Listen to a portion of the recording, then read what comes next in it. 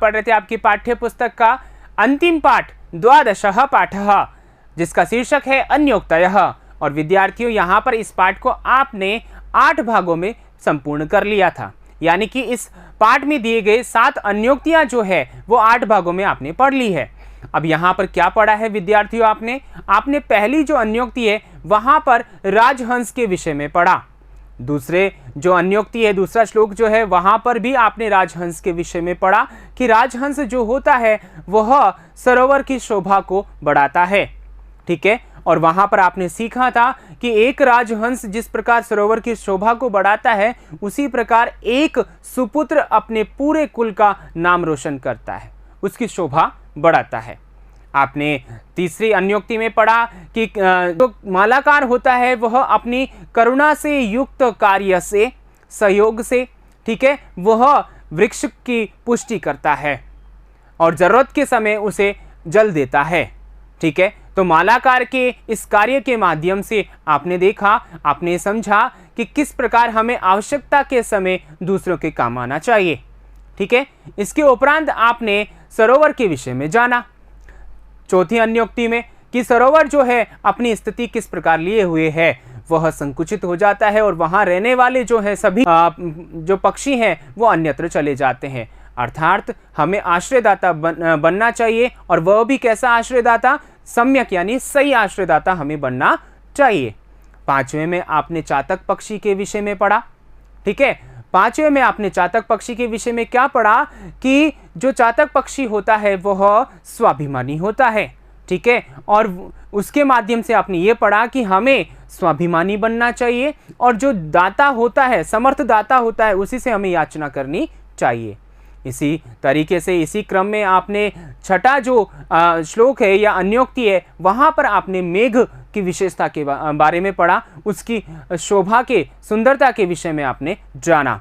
और यहाँ पर यह भी जाना कि जिस प्रकार मेघ सभी को निस्वार्थ भाव से जल देते हुए स्वयं रिक्त हो जाता है, उसी प्रकार मानव भी निस्वार्थ भाव से दूसरों का सहयोग करे।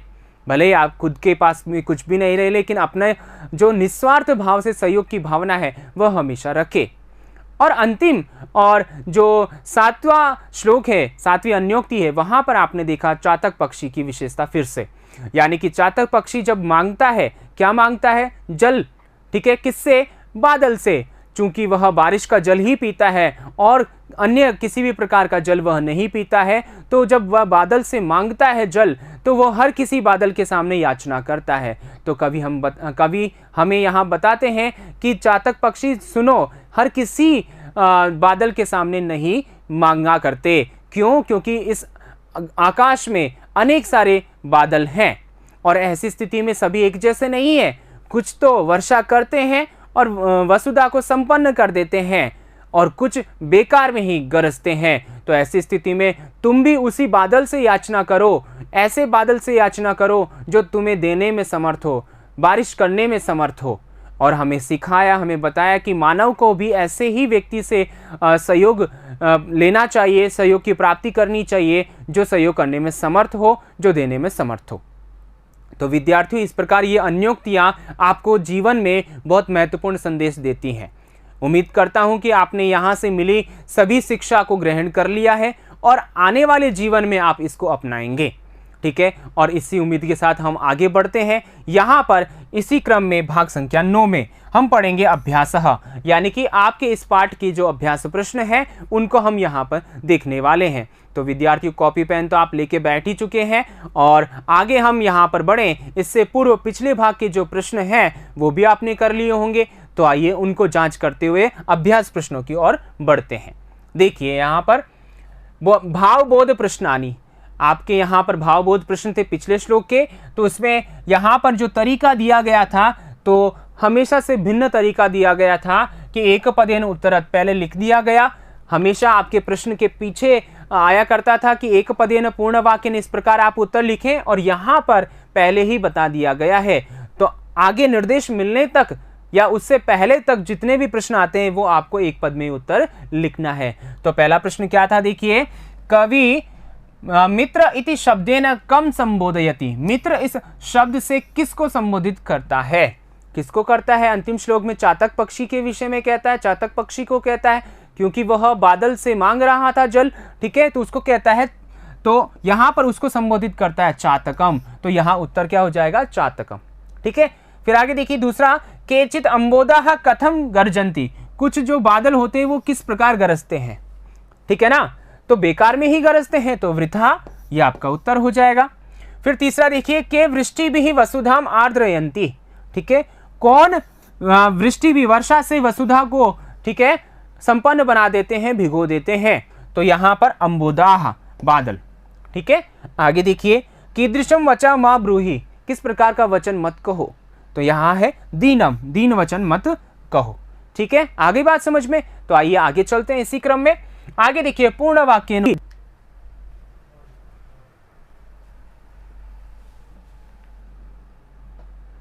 यहां पर देखिए पूर्ण वाक्य न उत्तरत, यहां पर पूरे वाक्य में उत्तर लिखना था, तो जब तक निर्देश नहीं मिलते आपको पूरे वाक्य में उत्तर लिखना है, और इस प्रकार से यहां पर दो प्रश्न रखे गए हैं जो कि आपको पूरे वाक्य में उत्तर लिखना है, ठीक है ना। तो यहां पर पहला प्रश्न देखिए, कवि ही श्रोतारम किम कारणात् वर्जयति, कवि जो है वह, ठीक है, श्रोतारम यानी कि सुनने वाले को, श्रोता को किस कारण से, किस वजह से, वर्जयति यानी रोकता है, ठीक है। तो यहां देखिए, यतो ही, क्योंकि, क्यों रोकता है? सर्वे मानवाः सहायका न भवन्ति, सभी मानव सहायक नहीं होते, मदद करने वाले नहीं होते, अस्मात् कारणात्, इस वजह से कवि श्रोतारम वर्जयति, कवि श्रोता को रोकता है, ठीक है, समझ में आ गया। अब आगे देखिए यहां पर दूसरा प्रश्न, कवि ही कम संबोध्य श्लोकम कथयति, कवि किसको संबोधित करके श्लोक कहता है, तो यहां पर किसको संबोधित किया है इस श्लोक में? इस श्लोक में संबोधित किया है चातक पक्षी को, तो यहां कवि चातक पक्षीम संबोध्य श्लोकम कथयति, इस प्रकार से आपका उत्तर हो जाएगा, ठीक है। अब यहां पर देखिए एक प्रश्न और भी बन सकता है, या इस प्रकार का प्रश्न हर श्लोक में बन सकता है, कैसे? तो देखिए यहां पर प्रश्न ये है कि रे चातक, ठीक है, आगे डॉट डॉट दे दिया और इसको इन्वर्ट कोमा जो है उसमें बंद कर दिया और कहा कि प्रस्तुतस्य श्लोकस्य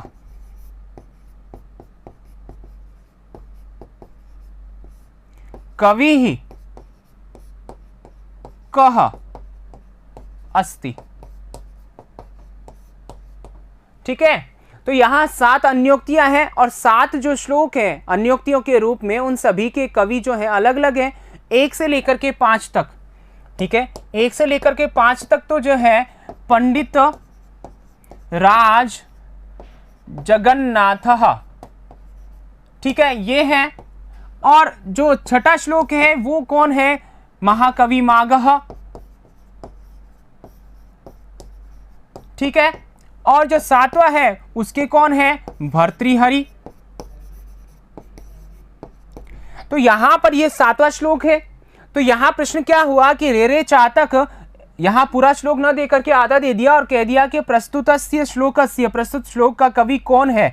तो यहां उत्तर क्या हो जाएगा आपका? उत्तर हो जाएगा आपका, पूरे वाक्य में लिखो तो यहां क की जगह लिख दीजिए केवल, और अगर एक पद में लिखें तो आप लिख दीजिएगा भर्तृहरि, ठीक है, समझ में आ गया। तो ये आपका उत्तर हो जाएगा। इस प्रकार से हर श्लोक के पास भी, ठीक है ना, या उसके साथ भी इस प्रकार का प्रश्न बन सकता है। तो विद्यार्थियों ये भी आपको ध्यान रखना है, ठीक है। तो यहां पर आगे चलते हैं इसी क्रम में। आगे देखिए भाषिक कार्यम, यानी कि व्याकरण भाषा से संबंधित जो कार्य है, प्रश्न है वो इस प्रकार है। देखिए पहला, गर्जन्ति इति क्रियापदस्य कर्तृपदेन सह अन्वयम कुरुता, ठीक है। गर्जन्ति जो क्रिया है उसका कर्तृपद के साथ अन्वय करना है। तो कौन गरजते हैं? बादल, ठीक है। और बादल के लिए अंबोदा शब्द आया तो अंबोदा गर्जन्ति, इस प्रकार उत्तर हो जाएगा। यहां पर आप समझ ही चुके हैं कि अन्वय जो है, अन्वय कुरुत, अन्वय करने का मतलब है कर्ता और क्रिया को एक साथ लिखना, ठीक है। यानी कि पहले कर्ता आ जाएगा फिर क्रिया आ जाएगी, यानी क्रम वाइज लिखना। आगे बात समझ में। तो आइए आगे चलते हैं। दूसरा, पश्यसि इति पदे मूल धातु कः, ये एक क्रिया है और इस पद में मूल धातु कौन सी है? यहां प्रश्न ऐसा हो सकता था कि इति पदे, इसके स्थान पर इति क्रिया पदे, ऐसा भी हो सकता था। ठीक है, तो यहाँ क्या बताना है आपको, मूल धातु। तो देखिए यहाँ मूल धातु है दृश्य धातु। ठीक है, दृश्य दर्शने कहने का मतलब है दिखाना, देखने अर्थ में जो है, दर्शन करने अर्थ में अर्थात देखने अर्थ में दृश्य धातु का प्रयोग होता है। दृश्य धातु जो है मूल धातु है यहाँ पर, और इसको पश्य आदेश होता है। ठीक है, जब हम रूप चलाते हैं तो पश्यति, पश्यतः, पश्यन्ति, पश्यसि मध्यम पुरुष एकवचन की क्रिया में यहाँ पर यह रूप बनता है। आगे बात समझ में। आगे देखिए अगला प्रश्न तीसरा, दीनम वचः इत्यत्र विशेष्य पदम किम। यहाँ पर देखिए विशेष्य पता करना है आपको, तो यहाँ पर वचः जो है वो विशेष्य है, और दीनम यानी दयनीय वचन जो है, ठीक है, दयनीय यह पद दीनम, ठीक है, यह विशेषण है। तो हमें क्या बताना था, विशेष्य, तो वचः हमारा उत्तर हो गया। आगे बात समझ में, तो आइए आगे चलते हैं इसी क्रम में। आगे देखिए चौथा प्रश्न, केचित इति सर्वनाम स्थाने संज्ञा पदम लिखता। यहाँ पर देखिए केचित ये सर्वनाम है, ये कैसे है, यहाँ चिद जो है ये क्या है, अपने पास अव्यय है, और इसके पहले यहाँ किम शब्द जो है वह पुल्लिंग का बहुवचन, प्रथमा बहुवचन, ठीक है ना, पुल्लिंग है, प्रथमा बहुवचन का रूप बनेगा, तो वो बनता है के। तो इस प्रकार केचित ये बन गया रूप हमारा। तो यहाँ सर्वनाम शब्द है किम, इस वजह से यहाँ संज्ञा पद आपको लिखना है, तो ये किसके लिए आया, अंबोदा, तो ये आपका उत्तर हो गया। ठीक है, आगे देखिए पृष्ठतः इति पदस्य विलोम पदम चित्वा लिखता। यहाँ पृष्ठतः इसका विलोम पद लिखना है, विपरीत अर्थ लिखना है, तो यहाँ पर पृष्ठतः इसके लिए विलोम पद कौन सा आया है, पुरतः, तो ये आपका उत्तर हो जाएगा। फिर आगे देखिए श्रूयताम इति क्रियापदस्य कर्तृपदम किम अस्ति। श्रूयताम इस क्रियापद का कर्ता कौन है। ठीक है, तो यहाँ कर्ता चातक पक्षी है, चातक को ही तो कह रहे हैं कि पल भर के लिए तुम सुनो। ठीक है, कौन कह रहे हैं, कवि, कौन कवि, भर्तृहरि कवि। ठीक है, और ये श्लोक कहाँ से लिया गया, नीति शतक से लिया गया, तो वो चातक पक्षी को संबोधित करके कह रहे हैं।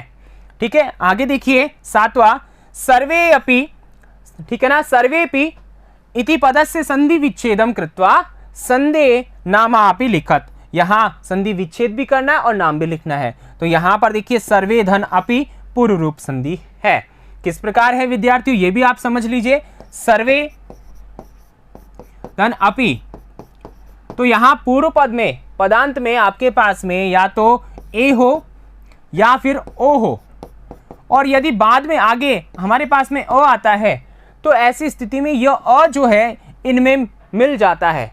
ठीक है ना, यहाँ पर इनमें सम्मिलित हो जाता है। तो यहाँ पर ए था हमारे पास में, तो यहाँ पर ए ही हो गया। ये तो हमारी क्या है, विशेषता है यहाँ पर।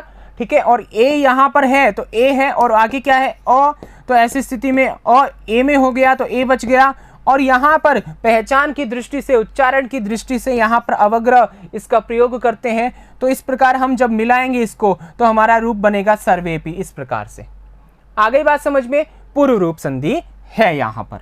ठीक है, अब यहाँ पर देखिए ये जो है प्रश्नोत्तर समाप्त हो जाते हैं पिछले भाग के। तो यहाँ पर जितने भी हमने श्लोक पढ़े, अन्योक्तियाँ पढ़ी हैं, उनको आप स्मरण कीजिए। ठीक है ना, स्मरण करेंगे तो आपको श्लोक याद रहेंगे, और याद रहेंगे तो वहाँ से बनने वाले प्रश्न जो हैं वो भी आपको अच्छे से आएंगे।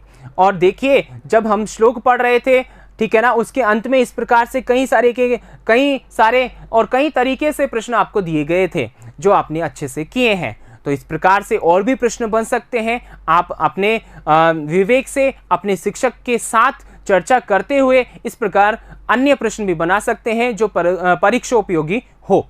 ठीक है ना, जिससे कि आपको और अच्छे से जो है ये श्लोक समझ में आ जाए। ठीक है, तो आइए आगे चलते हैं इसी के साथ में। आगे देखिए यहाँ पर अभ्यास, जो आपके अभ्यास प्रश्न है वो इस प्रकार है। पहला प्रश्न, एक पदेन उत्तरम लिखता, एक पद में उत्तर लिखना है। तो पहला प्रश्न है, कस्य शोभा एकेन राजहंसेन भवति। कस्य किसकी, तो उत्तर होगा सरोवरस्य। दूसरा है ख, सरसः तीरे के वसंती, सरोवर के तीर पर कौन रहते हैं। बकाहा ऐसा लिख लो, या बक सहस्र बकाहा, इस प्रकार लिख लो।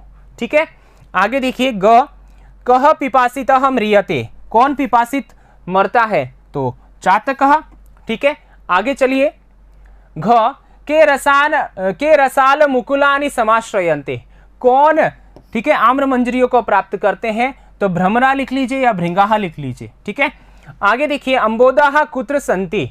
ठीक है, गगने, बादल कहाँ है या कहाँ होते हैं? आकाश में। ठीक है, तो ये आपका उत्तर हो गया। तो ये एक पद में उत्तर लिखना था जो कि आपने लिख लिया होगा। आइए आगे चलते हैं। आगे देखिए दूसरा प्रश्न। दूसरा प्रश्न क्या कहता है?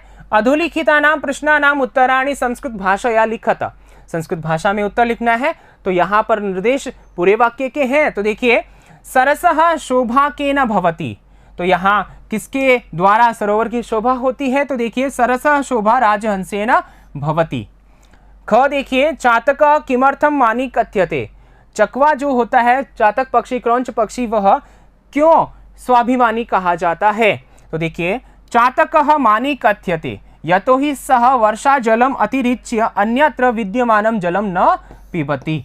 वर्षा जल के अलावा और विद्यमान और कहीं किसी स्थान पर विद्यमान जल को वह नहीं पीता है, इस वजह से वह स्वाभिमानी कहा जाता है। आगे देखिए ग मीनः कदा दीनाम गतिम प्राप्नोति। जो मछली है वह कब दीन गति को प्राप्त होती है? तो यहाँ कदा यानी कब। तो देखिए यहाँ पर यदा सरोवरे जलम समाप्तम भवति तदा मीनः दीनाम गतिम प्राप्नोति। जब सरोवर में जल समाप्त होता है तब जो मछली होती है वह दीन गति को प्राप्त करती है। ठीक है, आइए आगे चलते हैं इसी क्रम में। आगे देखिए घ कानि पूरयित्वा जलदः रिक्तः भवति। किनको पूरा करके जो जलद है, जो मेघ है, वह रिक्त होता है? तो यहाँ पर देखिए नाना नदी नद शतानि पूरयित्वा जलदः रिक्तः भवति। ये आपका उत्तर हो गया। आगे देखिए वृष्टि भी वसुधाम के आद्रयंती। ठीक है, वर्षा से वसुधा को कौन भिगो देते हैं? तो यहाँ पर अंबोदाह। तो उत्तर होगा वृष्टि भी वसुधाम अंबोदाह आद्रयंती। ठीक है, आइए आगे चलते हैं इसी क्रम में। आगे देखिए अधोलिखित वाक्येषु रेखांकित पदानि आधृत्य प्रश्न निर्माणम कुरुता। ये आपका तीसरा प्रश्न है।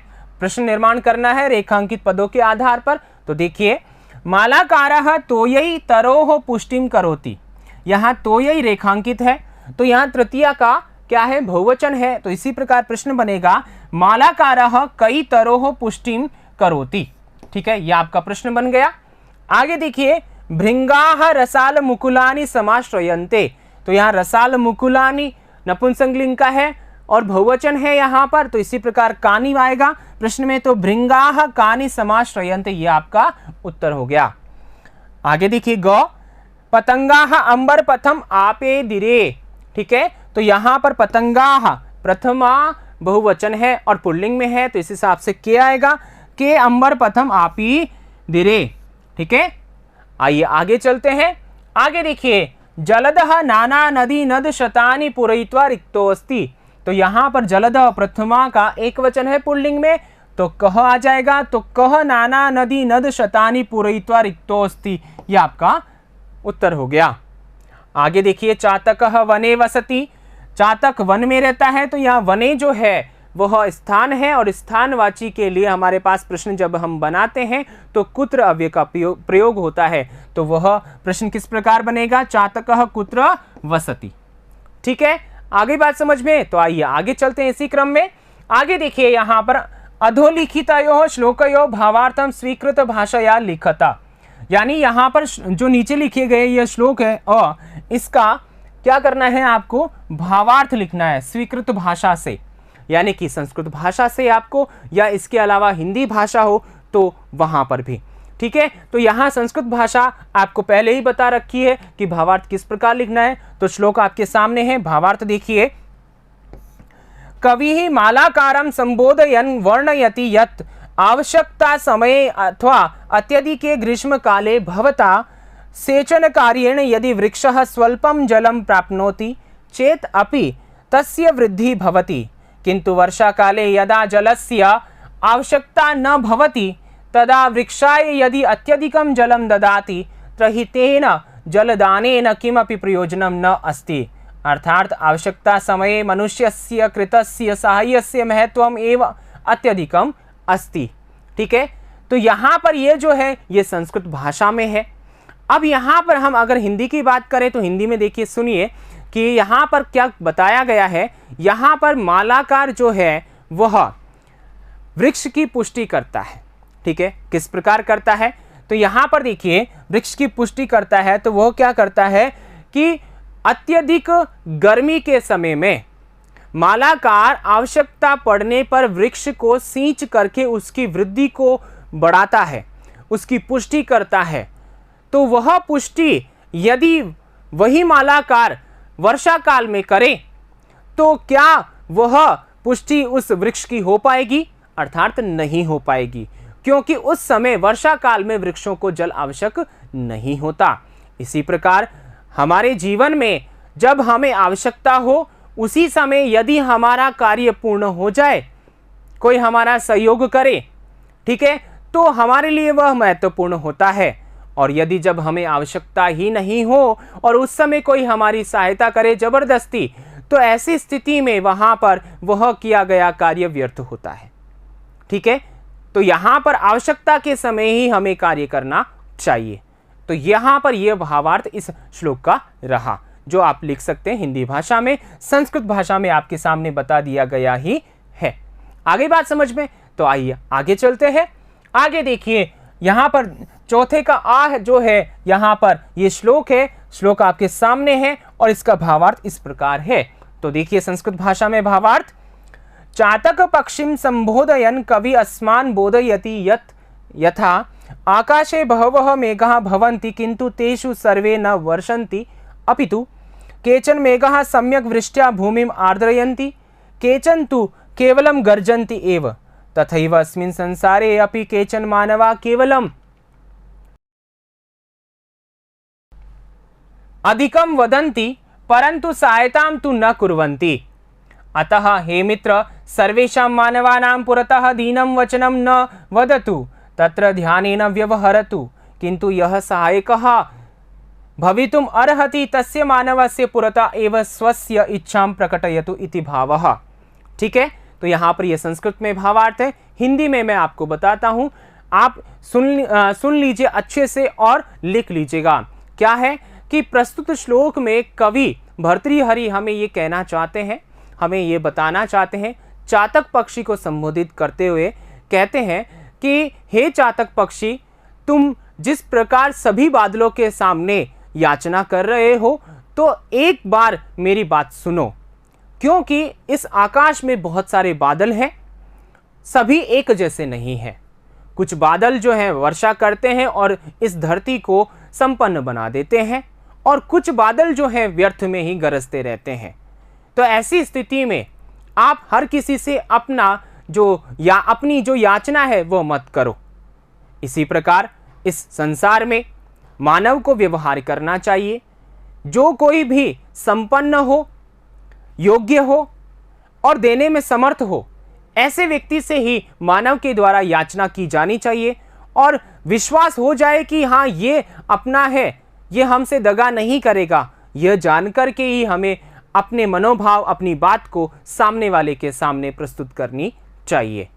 अगर ऐसा हम नहीं करते हैं तो हमारी क्षति होती है। ठीक है, तो अतः हमें यह समझ करके, यह जान करके ही सामने वाला उचित है, योग्य है, उसी के बाद में हमें अपने विचार और याचना प्रकट करनी चाहिए।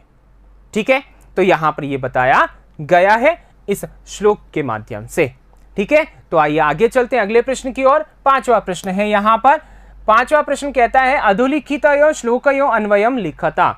यहाँ पर जो लिखे गए श्लोक हैं, ठीक है ना, पहला श्लोक है, इसका अन्वय आपको करना है। तो अन्वय इस प्रकार है, आपको बता भी दिया गया है। तो देखिए, पतंगाः परितः अंबर पथम आपेदिरे भृंगाः रसाल मुकुलानि समाश्रयन्ते सरह त्वयि संकोचम अंचति हंत दीन दीन मीनः नु कतमाम गतिम अभ्युपैतु।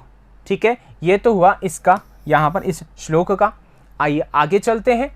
आगे देखिए, यहाँ पर अगले श्लोक का जो अन्वय है वो इस प्रकार है। हे जलद त्वं तपनोष्ण तप्तं पर्वत कुलम आश्वास्य उद्दाम दाव विधुराणि काननानि च आश्वास्य नाना नदी नद शतानि पूरयित्वा च यत् रिक्तः असि सा रिक्तता एव तव उत्तमा श्री अस्ति। ठीक है, आगे बात समझ में। यहां पर हमने जब श्लोक पढ़ा था तो आपको वाक्य लिख करके भी बताए गए थे, और अन्वय की दृष्टि से भी बताए गए थे कि किस प्रकार हम यहाँ पर वाक्य लिख करके इसको सरल कर सकते हैं, अन्वय बना सकते हैं। ठीक है, तो आइए इसी के साथ आगे चलते हैं अगले प्रश्न की ओर। यहाँ पर देखिए छठा प्रश्न है। छठा प्रश्न क्या कहता है, उदाहरणम अनुसृत्य संधिम संधि विच्छेदम व कुरुता। यहाँ पर उदाहरण के अनुसार संधि विच्छेद या संधि करनी है। तो देखिए अन्य धन उक्तय अ और उ मिलकर के ओ हो गया, तो अन्योक्तय ये आपका क्या हो गया है। ठीक है, उदाहरण सिद्ध हो गया है, गुण संधि है यहाँ पर। इसी प्रकार देखिए निपितान्यम्बूनि, यहाँ पर देखिए निपितान्य आधा यहाँ पर क्या है, न है, यानी कि न है व्यंजन है और उसके बाद में य है। तो ऐसी स्थिति में हम यहाँ पर इसको अलग करेंगे तो क्या बनेगा, निपितानि। ठीक है, और यहाँ पर न जो य है वो ई के स्थान पे होता है यण संधि में, और इस प्रकार से यहाँ पर क्या निकलेगा हमारे पास में अ, तो अंबुनी। ठीक है, तो यहाँ यण संधि है। आगे बात समझ में। आगे देखिए कृतोपकार, यहाँ पर देखिए ओ नजर आ रहा है आपको, यहाँ सिर्फ यहाँ, तो उपकार इधर है ही। अब इधर क्या बचता है, कृता, तो क्या बनेगा कृत धन उपकार, कृतोपकार, गुण संधि है। इसी प्रकार देखिए तपनोष्ण तपन, यहाँ ओ है। ठीक है, तो इसी प्रकार तपन यहाँ हो चुका है। ठीक है, तो आगे क्या आएगा उ, तो उष्ण तप्तम। ठीक है, तपनोष्ण तप्तम गुण संधि है यहाँ पर। उसी प्रकार देखिए तव में अ और यहाँ उ में, ठीक है, उत्तमा में उ, तो दोनों मिलकर के गुण होंगे, ओ हो जाएंगे, तो क्या होगा तवोत्तमा, गुण संधि है। उसी प्रकार देखिए न धन एतादृशाः, न यहाँ पर अ है और यहाँ पर ए है, तो दोनों अ और ए जो है मिलकर के ऐ का निर्माण करेंगे, अर्थात वृद्धि संधि है, तो क्या हो जाएगा नैतादृशाः। ठीक है, तो यहाँ पर नैतादृशा इस प्रकार है। तो यहाँ पर ये जो जितने भी उदाहरण हैं वो किससे संबंधित है, वो अच संधि से संबंधित है। ठीक है, आगे बात समझ में। आइए आगे चलते हैं, इसका जो उत्तर लिखेंगे वो आप इस प्रकार लिखेंगे। ठीक है, आइए आगे चलते हैं। आगे देखिए छठे का दूसरा यथा उदाहरण दिया है, पिपासितः धन अपि पिपासितो अपि। यहां पर देखिए उत्व विसर्ग संधि है, उत्व विसर्गः। ठीक है, कैसे है यहाँ पर देखिए उत्व विसर्ग संधि क्या कहती है हमारे पास में कि अ होना चाहिए। एक स्थिति तो ये होती है, इसके दो भाग हैं।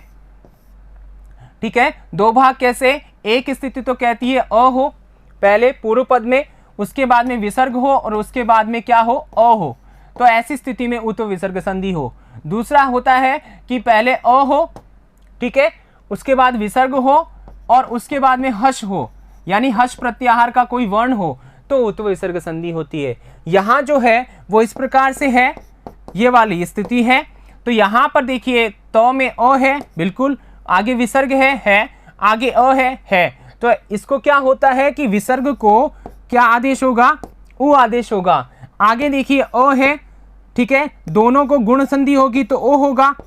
अब आगे हमारे पास अ तो ऐसे कैसा ही है, इसी को कुछ किया ही नहीं अभी, तो यहाँ पर ओ हो गया, तो पदांत में ओ है और आगे अ है, तो ऐसी स्थिति में अ जो है इसमें मिल जाएगा, तो यहाँ ओ हो गया और इसके स्थान पे अवग्रह हो जाएगा, तो पूर्व रूप संधि हो गई। तो यहाँ पर तो देखिए ऊतु संधि, यहाँ गुण संधि और यहाँ पर पूर्व रूप संधि हो गई। तो इस प्रकार तीन संधियों का मेल यहाँ पर है, हम लिखेंगे उत्व विसर्ग संधि और हमारा बनेगा पिपासितो अपि। ठीक है, उसी प्रकार को अपि, तो यहाँ पर देखिए ओ को तो आप बनाएंगे विसर्ग और अवग्रह को आप बनाएंगे अ, सीधा सा संधि विच्छेद इस प्रकार करेंगे। ठीक है, आगे देखिए रिक्तो असि, तो यहाँ ओ को तो क्या बनाएंगे विसर्ग और असि में अ जो अवग्रह है उसको अ बनाएंगे असि। ठीक है, फिर है मीनः अयम, अब यहाँ विसर्ग आ गया, उल्टा आ गया, तो इसको बनाओ ओ मीनो। ठीक है, और यहाँ पर आगे अ जो है उसको अवग्रह बनाओ मीनोयम। समझ में आ रहा है। ठीक है, इसी प्रकार आगे देखिए सर्वे अपि। अब यहाँ पर थोड़ा ध्यान रखना है, क्या ध्यान रखना है कि यहाँ सर्वे जो है यहाँ पर ए है और आगे अपि में अ है। ठीक है, तो ये पूर्व रूप संधि का उदाहरण है, केवल पूर्व रूप संधि, यहाँ पर उत्व विसर्ग संधि नहीं है, ध्यान रखना यहाँ पर इस उदाहरण में। ठीक है, केवल पूर्व रूप संधि है, तो ऐसी स्थिति में यहाँ पर ए जो है, ठीक है, ये अ इसमें मिल जाएगा ए में, और ये ए बच जाएगा केवल, और यहाँ उच्चारण की दृष्टि से अवग्रह या पहचान की दृष्टि से अवग्रह रहेगा। तो यहाँ पर देखिए ए है तो अ इसमें मिल जाएगा, अ के स्थान पे अवग्रह कर दो तो यहाँ पर सर्वेपि, ठीक है, इस प्रकार यह आपका उदाहरण सिद्ध हो जाएगा। आगे बात समझ में यहाँ पर, तो ये क्या हो गया, ये पूर्व रूप संधि का उदाहरण हो गया। आगे चलिए देखिए इसको किस प्रकार आप लिखेंगे उत्तर के रूप में, इस प्रकार आप इसको उत्तर के रूप में लिखेंगे। ठीक है, आइए आगे चलते हैं।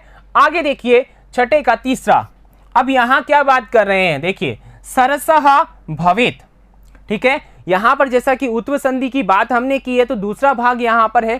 पहला भाग आपने पढ़ा, ठीक है, उत्व विसर्गः, ठीक है ना, दो भाग आपने पढ़े थे। पहला भाग आपका इस प्रकार था, ठीक है, दूसरा आपका इस प्रकार था। तो यहां पर ये दूसरा आप पढ़ने वाले हैं। तो यहां क्या होता है, यहां देखिए आपके पहले भाग में अ आएगा, उसके बाद विसर्ग आएगा, उसके बाद में हर्ष आएगा। हर्ष एक प्रत्याहार है, और इस प्रत्याहार में आने वाला जो वर्ण है वो इस प्रकार,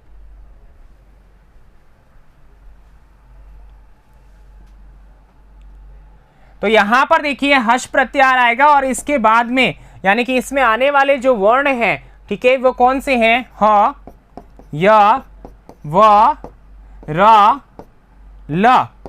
ठीक है, ये वर्ण तो है। इसके अलावा यहां पर आपका वर्ग का जो वर्ग होते हैं, 5 वर्ग होते हैं, कवर्ग, चवर्ग, टवर्ग, पवर्ग, तवर्ग, इस प्रकार से।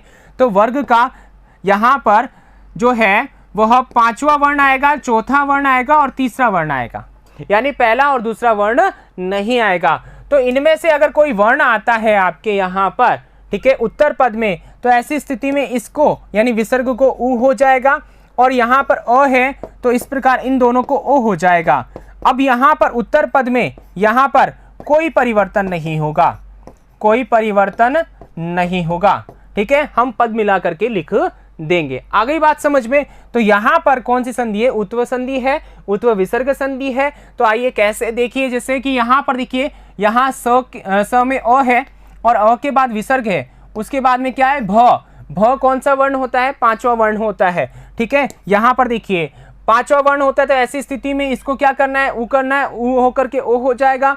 तो यहाँ सरसो भवेत इस प्रकार का रूप बना। ठीक है, अब आगे देखिए खगः मानी, तो यहाँ ये भी 5वां वर्ण है, तो यहाँ क्या हो जाएगा, खगो, सीधा आप लिखिए खगो मानी। ठीक है, फिर आगे देखिए यहाँ पर नु है, तो यहाँ मीनो है, इसका मतलब मीनः कर लो इसको। ठीक है, नु।